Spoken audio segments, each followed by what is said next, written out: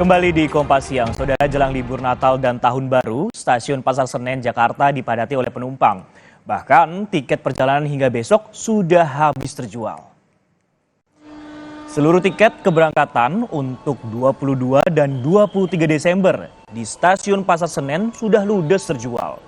Destinasi yang paling banyak diminati adalah wilayah Jawa Tengah dan Yogyakarta.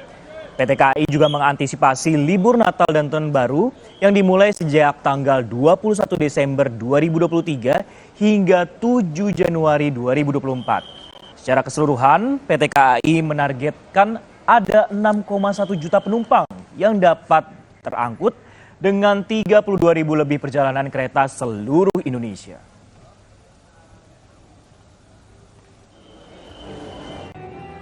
Sementara jumlah penumpang kereta api di stasiun wilayah Daop 8 Surabaya terus mengalami peningkatan. Puncak keberangkatan penumpang di masa angkutan libur Nataru di wilayah Daop 8 Surabaya akan terjadi pada Sabtu besok dengan jumlah penumpang mencapai 22.000 lebih. Peningkatan jumlah penumpang kereta api di wilayah Daop 8 Surabaya ini sudah terjadi sejak Rabu kemarin. Dan selama masa angkutan libur Nataru, setiap harinya disediakan 23.400 tiket.